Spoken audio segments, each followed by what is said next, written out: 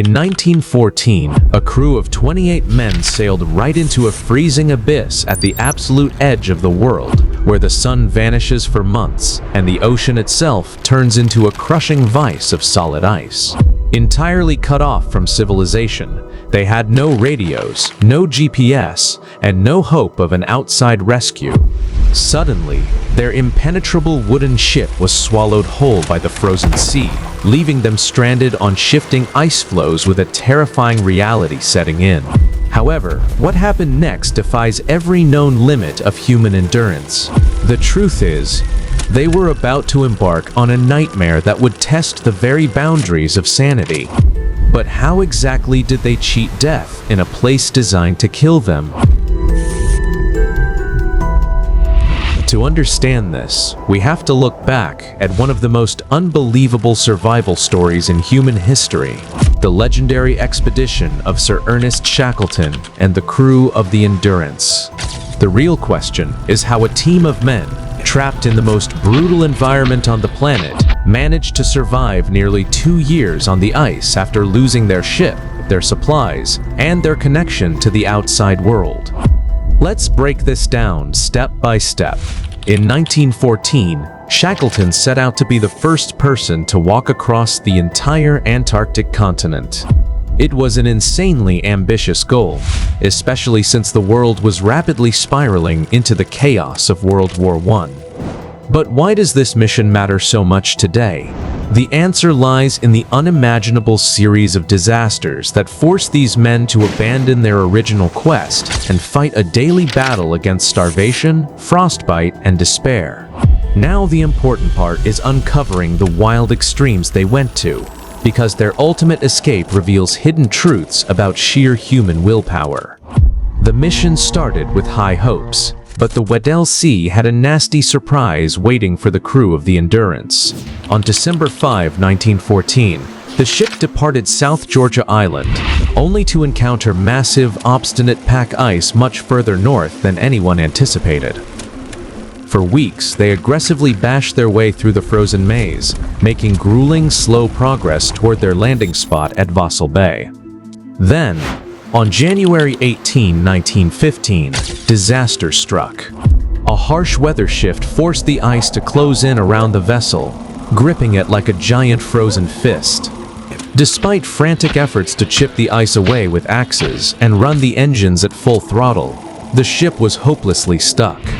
Shackleton realized they were trapped, and to make matters worse, the fierce Antarctic winter was rapidly approaching, guaranteeing months of constant darkness. To keep the crew from losing their minds, Shackleton set up strict daily routines. They nicknamed their wooden prison the Ritz and played poker, threw parties, and listened to the ship's meteorologist, Leonard Hussey, play his banjo. The ship's carpenter, Harry Chippy, even built a set of custom dog kennels on the deck to keep the sled dogs comfortable. They were floating aimlessly, pushed entirely by the slow, clockwise drift of the ocean currents, moving further and further away from their destination. For a while, they managed to keep their spirits high, embracing the downtime and pretending everything was just a temporary roadblock. The thick ice underneath them felt deceptively safe, but that false sense of security was about to be shattered in the most violent way possible. As spring finally arrived in September, the warming temperatures didn't bring freedom. Instead, the shifting ice started to mount a relentless physical assault on the ship. The ice began rafting up to 15 feet high, groaning like a massive beast, and applying 1,000,000 tons of pressure against the wooden hull. Suddenly, the ship's timbers began screaming under the unimaginable weight, and the crew realized their frozen safe haven was actively trying to crush them alive. The situation went from bad to totally desperate on October 24, 1915, when the unrelenting pressure finally splintered the ship's sides. Freezing water poured into the hull, and despite pumping furiously for days, Shackleton was forced to give the heartbreaking order to abandon ship. The crew dumped all non-essential gear, salvaging just 3 small lifeboats, some tents, and whatever meager rations they could carry onto the ice floes.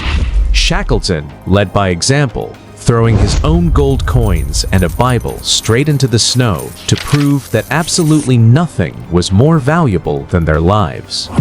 On November 21st, the broken Endurance finally slipped beneath the surface, completely severing their last tie to the civilized world. They established Ocean Camp on a drifting sheet of ice, but the lack of food quickly became a massive issue. Standard sledging rations were meant for a quick overland trip, not a multi-year survival marathon. To prevent scurvy and starvation, Shackleton forced his men to hunt and eat fresh seal and penguin meat.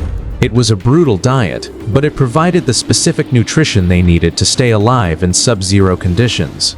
This extreme dietary strategy was their only lifeline, but it simply wasn't enough to feed everyone. In a gut-wrenching move, they had to shoot the sledge dogs, and even the carpenter's beloved pet cat, Mrs. Chippy, just to conserve their dwindling resources. The days dragged into months, and morale started to crack as they realized they were literally sleeping on a frozen ocean that could split open and swallow them at any moment. By April 1916, their floating ice camp began to fracture into smaller, dangerous chunks as it drifted north into slightly warmer waters. The solid ground they relied on was literally melting out from under their boots, forcing them into tiny lifeboats on the deadliest ocean on the planet. With the ice breaking apart, the crew scrambled into their 3 tiny lifeboats and launched into the terrifying open water. Their target was Elephant Island, a desolate, uninhabited rock about 100 miles away. For 7 agonizing days, the men rode through a chaotic mess of sleet, hurricane-force winds, and massive rogue icebergs that threatened to smash them to pieces. The conditions were incredibly brutal. The freezing ocean spray instantly turned to thick ice on the boats, forcing the exhausted men to constantly beat the hulls just to keep from sinking.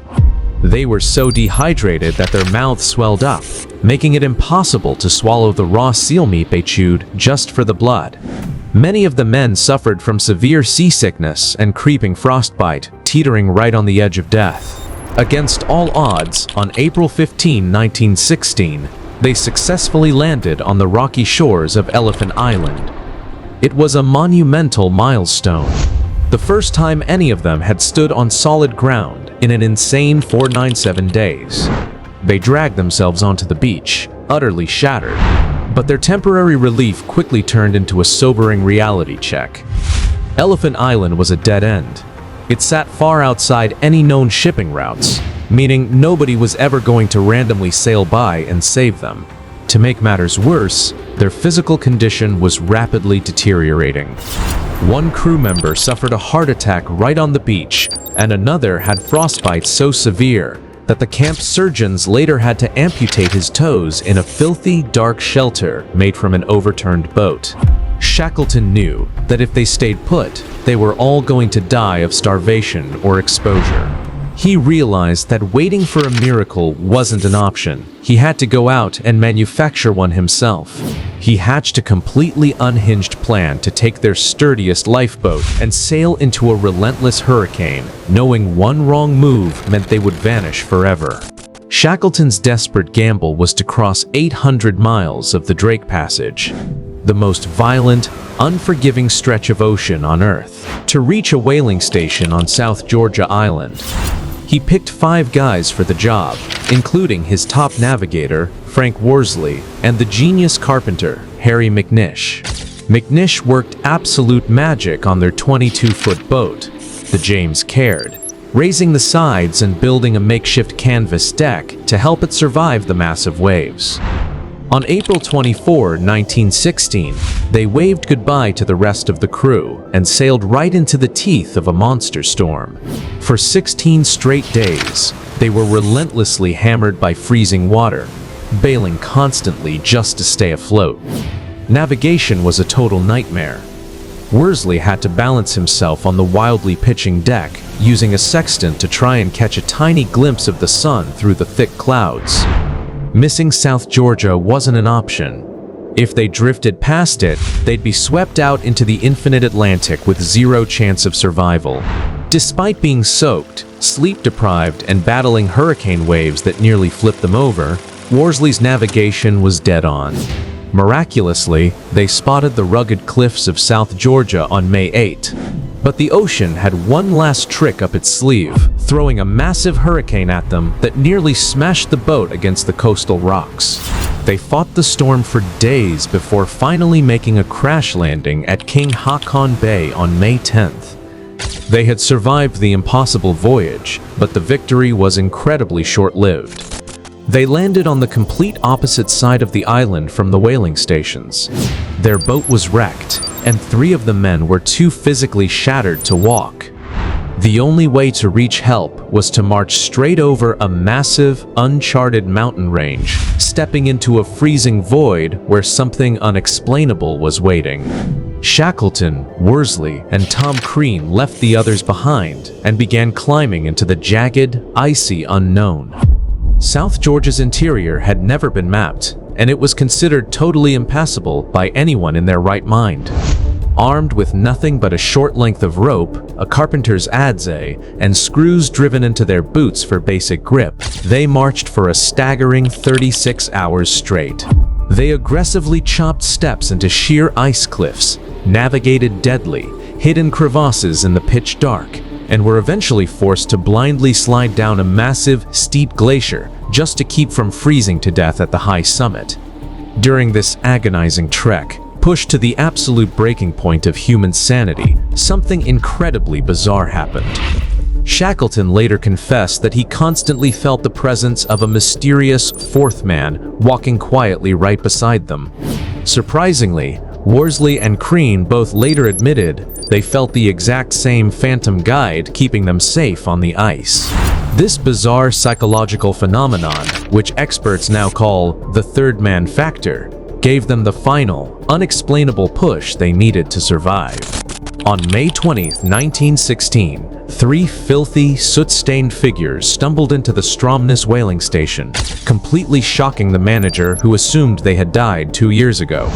After recovering, Shackleton relentlessly launched multiple rescue missions, battling heavy sea ice for months before finally breaking through on a Chilean ship to save the 22 men trapped back on Elephant Island.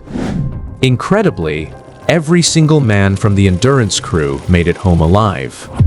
Shackleton's epic legacy became the ultimate tale of grit, completely rewriting the rules of survival.